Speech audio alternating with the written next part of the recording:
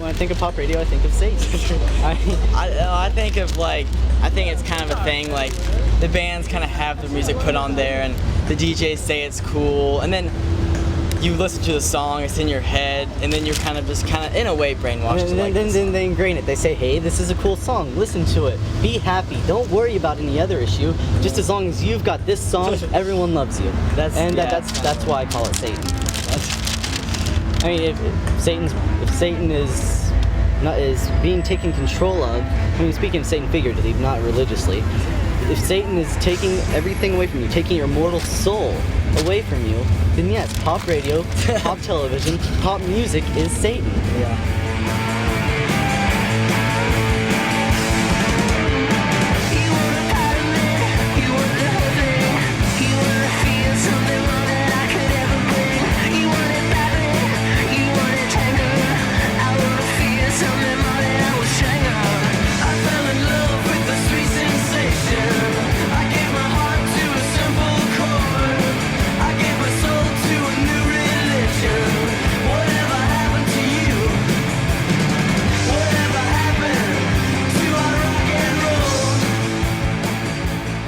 What's happened since 1996 is there's been this total sea change in the ownership structures of radio.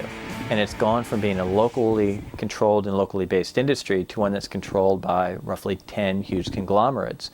Relentless corporate control of radio, of commercial radio, has brought with it a number of business practices that have led to this homogeneity of playlists, shrinking playlists, loss of localism in music, loss of political discourse, loss of jobs, the increase of syndicated programming and voice tracking. I mean, this whole laundry list that has really taken what is a very precious and important natural resource and basically trashed it just so these corporations can hypothetically make more money.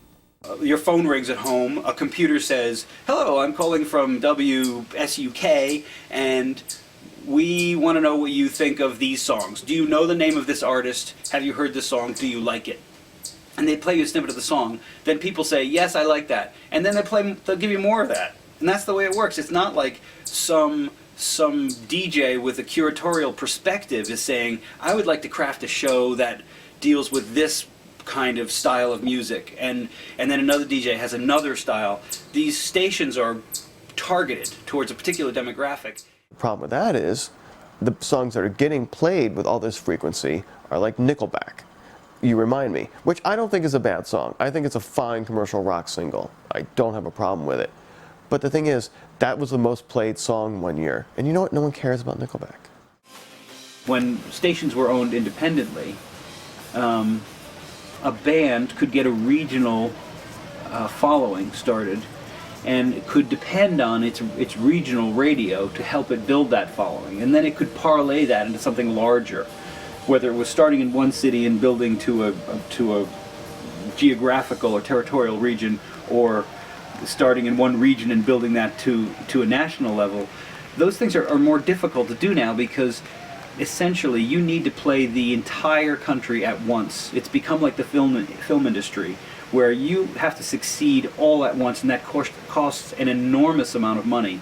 And that money is only spent on people, on artists or musicians that are viewed as having a really good chance of breaking nationally.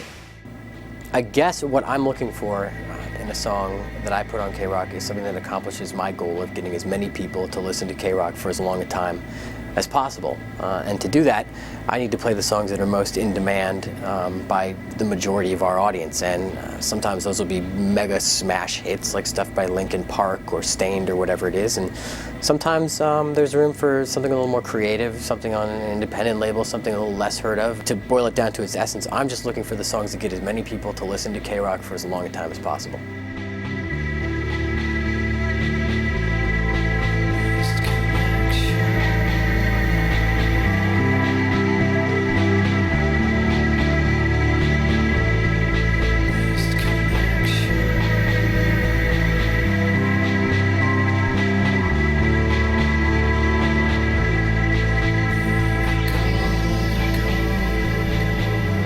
Music still happens locally. You know, all politics is local, all music is local. There are still distinct music scenes all over the country, and they all have their subtle variations, even as the mainstream gets more and more homogenized. When you buy radio stations for a lot of money, how you then turn a profit on them becomes that much more difficult. They have to try and find money everywhere, be it from independent promoters that pay them to get songs on the radio. Now, I mean, it's just a sort of like accepted payola. Basically, you can't get on the radio without fronting the stations some kind of money. You know, you can't get on commercial radio simply because you can't afford it, which strikes me as un-American. A lot of the music K-Rock ends up playing is on major labels because, you know, they too are big businesses and trying to make a lot of money, and they too have figured out that, well, we're not trying to market necessarily the artistically best product out there. We're just trying to market the most consumable product out there. They have the means to make bands popular. They have the machine to get them in the press. They have big budgets for music videos, so they can sort of create the demand and then come to us with a product that they can go, okay, look, this is what people want.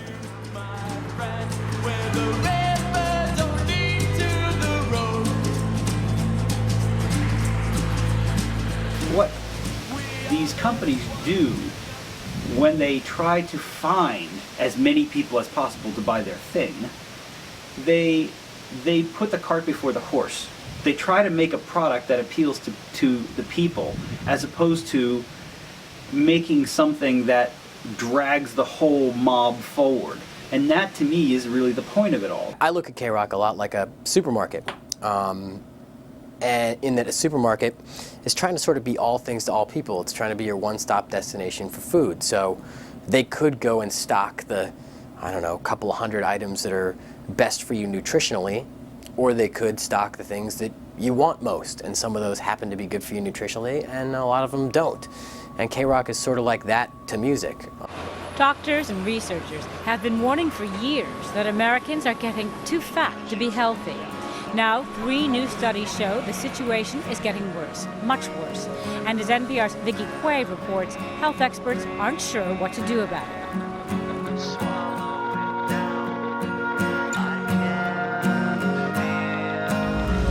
You know, honestly, I've never really liked popular music. Well, before I knew there was any other thing besides popular music, I liked it. But after you just discover there's this entire array of music out there that you've been blind from, that no one's ever wanted you to see, it just slowly works into you. Like the first band that I probably listened to that wasn't extremely mainstream was probably the Ramones. And then they're pretty mainstream, but they're not like... Not extremely, not like, hey, this is like the new Britney Puddle of Mud Spears. album. Ha ha ha, it's great. No, it's crap. From there you just learn about, you start listening to that, you start looking up into it, studying it, then you learn, then here's Iggy Pop, then here's Susie and the Banshees, then you find out of all these other great bands, one another, you find they're all connected somehow. This is great And because it's more network. real. It's what it is. It's true emotion, which you don't find in Modern music. I think most musicians on any local scene anywhere will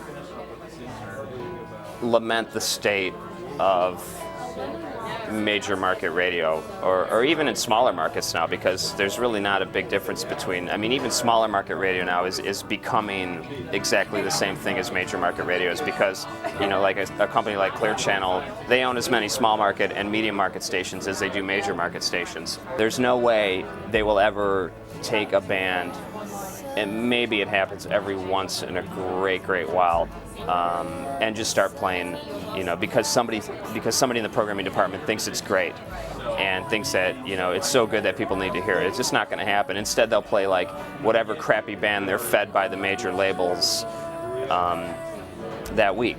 And, you know, you see it week in, week out. It's like every week it's a new band, you know, and you sit in the music meetings and listen to, you know, the stuff that gets signed, and you're just like, it's all incredibly mediocre, but it fits a formula, and it fits a current trend, and they can throw marketing muscle behind it, and they can get it on the radio station because they can make deals, you know, and it's a convoluted process that's kind of fascinating in and of itself. And I think a lot of people aren't really familiar with just what it takes to get a band on the radio, a new band on the radio. Stream radio and everything is just not even a question. It's just out of the question. I don't even pretend it doesn't exist. Because you'd just be kidding yourself. It's too it's you know, it's all they'd sooner create a band that didn't exist and market it than find someone who's doing something interesting. They'd sooner just create it from scratch. I think as a result of concentration in the radio industry, the music has taken a real bad hit in this country, that artists who want to get heard on the radio have a harder time. Big artists who are able to have huge financing to get on the radio are heard, and what you hear is more homogenized programming. It's the McDonaldization of the American radio dial, and it's really a tragic situation for American artists who have a hard time getting heard, and for the public who doesn't have the benefit of that creativity that this country has traditionally supplied to the world. I mean, you think about Elvis, and he got started by getting played on the radio down in Memphis, and what would happen if Elvis was up today? He sounds different from everybody else. Who'd want to put him on the radio? What scares me about what's happening now with our culture and how radio fits into that is you think about today, well, who are the new voices that the mass media and that radio particularly is bringing forward to particularly younger people? If I was 12 right now, I wouldn't be able to relate to a pimp. But that's the music that I'm listening to, because that's what's getting pumped into my ear every day. When I come home after school to watch Rap City, that's what's on Rap City. You turn to MTV, that's what's on MTV.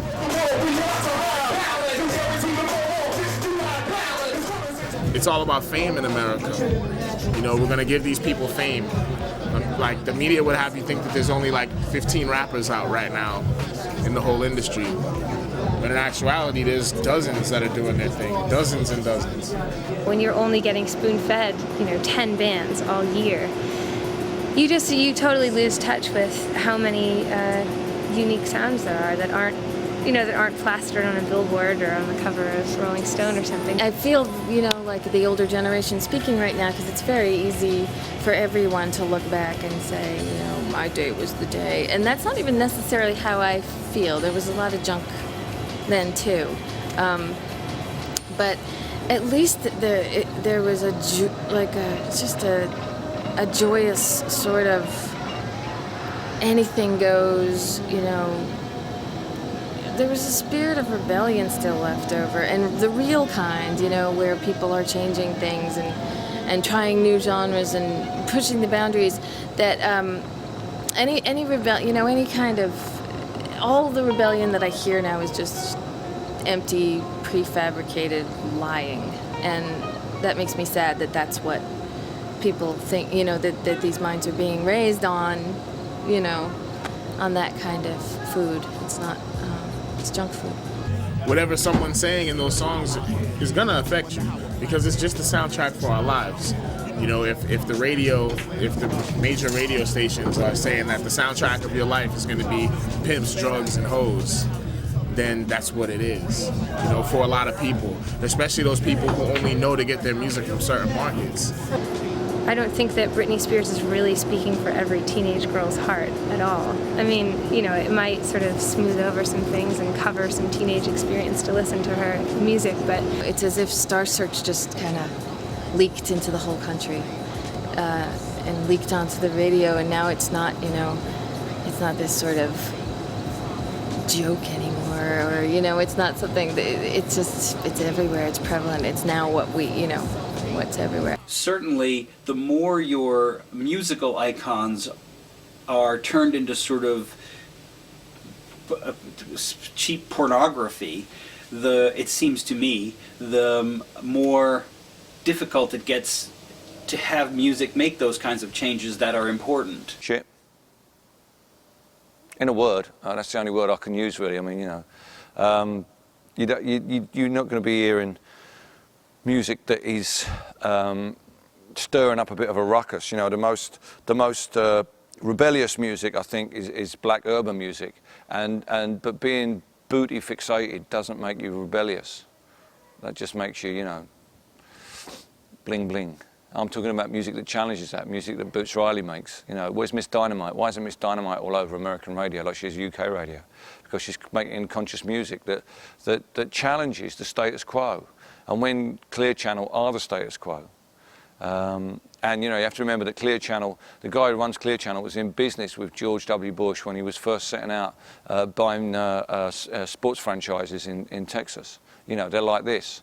And in time of war, that's really, really important, because both George W. Bush and everyone from his generation remember the effect, the powerful effect that music had in changing people's minds about the Vietnam War.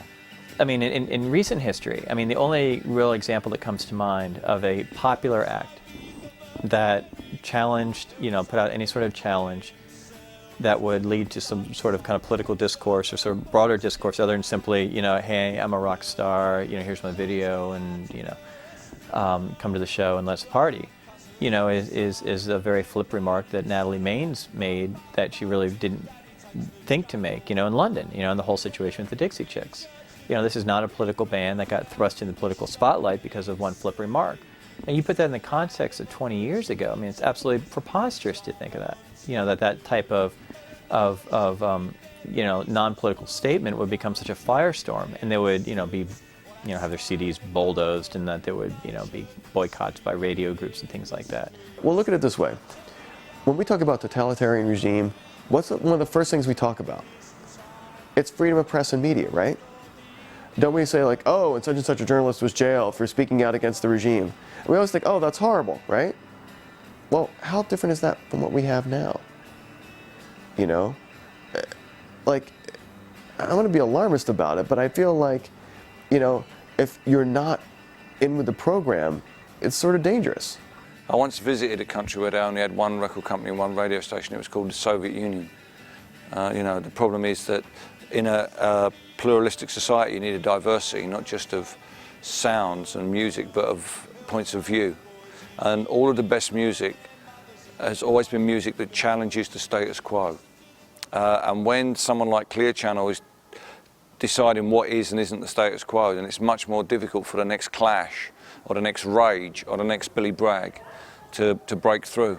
So I listen to radio in America and I think the music industry is shit, but I know for a fact it's not, because I play with a lot of musicians. But the next Clash and REM, the next U2 are standing out in the rain because they can't get into the mainstream anymore because of the way that the major owners are formatting their radio. If you're forced to make a choice, you're forced to think. And if you're forced to think, you're forced to weigh your options. And you just exercise parts of your brain. It doesn't atrophy to where you just take the food pellet that drops in front of you. And when that happens, we have a better democracy. Why? Because people care more.